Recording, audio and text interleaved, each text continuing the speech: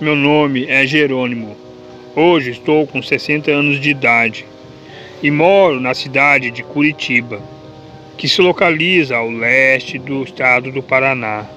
Então, no ano de 1980, eu sempre estava acompanhado de duas pessoas especiais, que era minha namorada e nossa amiga.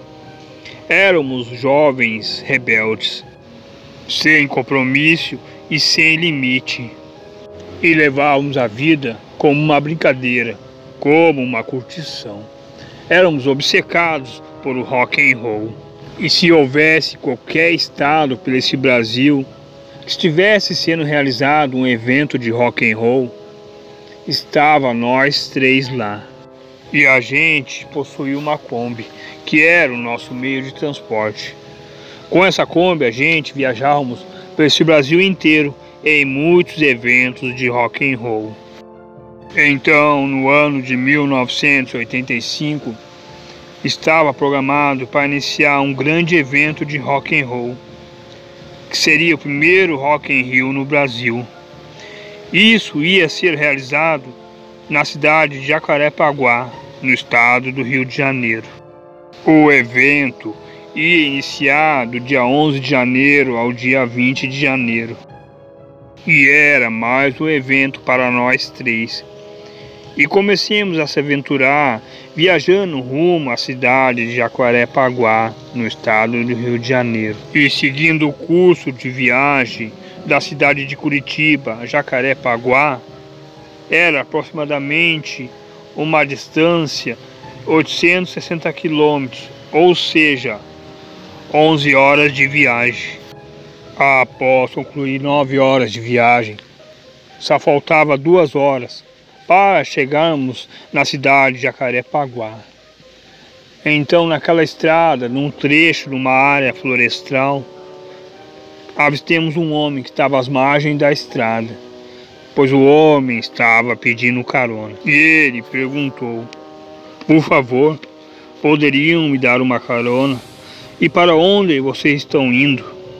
Naquele momento respondemos que estavam indo para um evento no estado do Rio de Janeiro, na cidade de Jacarepaguá, que seria realizado o primeiro rock and roll no Brasil. Pois aquele homem ficou muito alegre e falou que também estava indo para esse evento, que ele era fascinado em rock and roll. E eu aceitei dar carona a ele, e ele nos acompanhou para o evento do Rock in Rio. E assim como a gente, e entre tantos que estavam naquele show, estávamos todos levando a mochila com a barraca e suprimentos para passar alguns dias ali e acompanhar esse espetáculo, esse grande festival. Então eu, as garotas e aquele rapaz que estava com a gente, comecemos a todas as noites curtir aquele show de rock and roll, pois iniciava às 14 horas da tarde e encerrava às 4 horas da manhã. Encerrando às 4 horas da manhã, eu, as garotas e aquele rapaz que também havia trazido sua barraca, íamos se recolher e descansar até às 14 horas da tarde e começávamos novamente curtindo aquele festival. Então era a última noite. Seria a última noite do evento do Rock in Rio.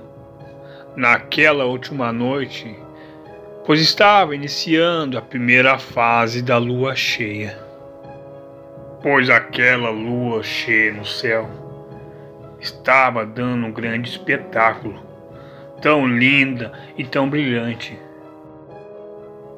Com seu glamour, com a sua beleza grande e soberana, ela se apresentava naquele céu sobre o encerramento do Rock in Rio. E quando era por volta de meia-noite, aquele rapaz que estava com a gente desapareceu. Após aquele rapaz ter desaparecido naquela noite com aquela lua tão linda e brilhante, o Rock in Rio encerrou de forma extraordinária. E como de costume, pelas 4 horas da manhã após ter encerrado o Rock in Rio, fomos para nossas barracas para descansar. Quando era por 8 horas da manhã, aquele rapaz chegou e de imediato entrou rapidamente para dentro da sua barraca. Pois eu e as garotas nem demos muita importância para isso e continuamos a descansar nas nossas barracas.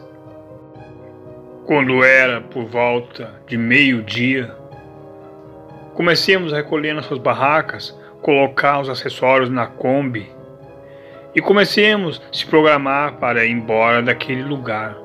Foi quando aquele rapaz pediu novamente uma carona, para que a gente largasse ele no mesmo local que a gente havia encontrado ele. Naquela hora eu falei que sim. Então o rapaz desmontou a sua barraca, colocou os acessórios na Kombi junto com a gente e comecemos a seguir a viagem. Foi quando houve um problema mecânico na Kombi. Naquela hora eu chamei um mecânico, pois ele começou a consertar a Kombi. Levou algumas horas. Quando a gente foi sair da cidade de Jacarepaguá, era por volta de 18 horas da tarde. Já era bem no final da tarde e o sol já estava se pondo. Então, mesmo assim, comecemos a seguir a nossa viagem. E em seguida a noite chegou. E era a segunda noite de lua cheia. Faltava 2 quilômetros para chegar ao local que a gente havia encontrado o rapaz. E nesse local ele ia descer e se despedir da gente.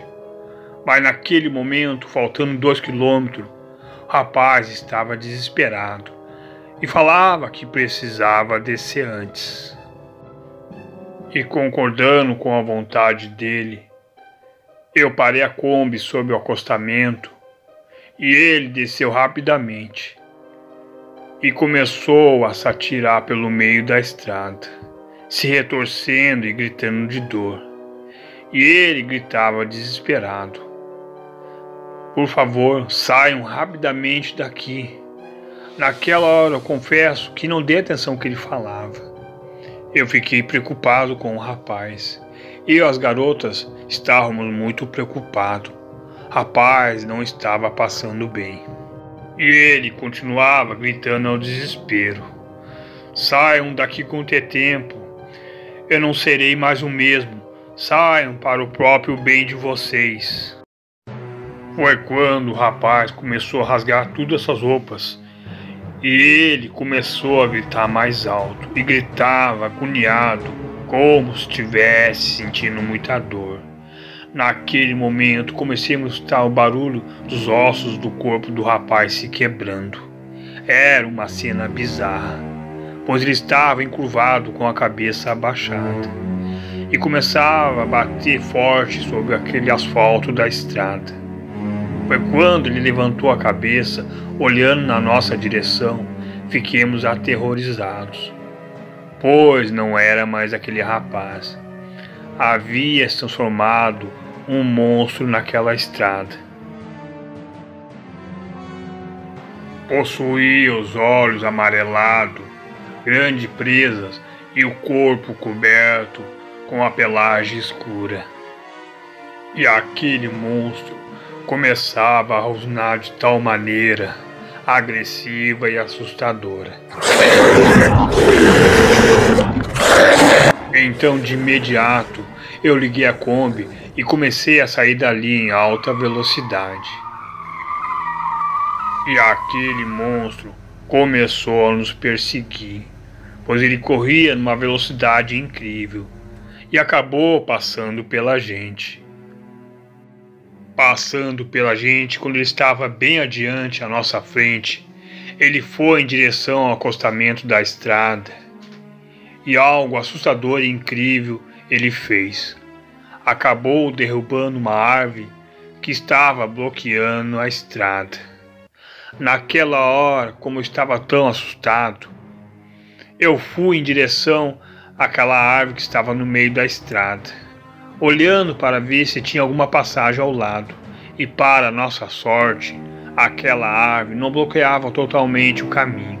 Sob o acostamento havia uma pequena passagem.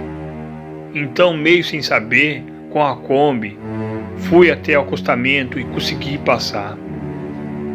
E segui em frente com a Kombi, retornando para a estrada. E aquele monstro ficava cada vez mais feroz. Ele correu até um certo tempo ao lado da nossa Kombi. Então ele desistiu e retornou de volta para dentro da mata.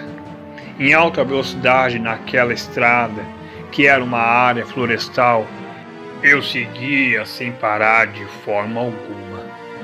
Após viajar muitas horas ao desespero naquela área florestal da estrada, logo começou a amanhecer. E as garotas continuavam em estado de choque.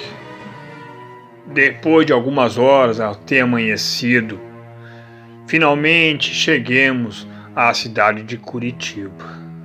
Acontecido aquela situação bizarra naquela noite na estrada, pois fiquemos afetados psicologicamente e fiquemos 2 anos sem fazer nossas aventuras sem limites.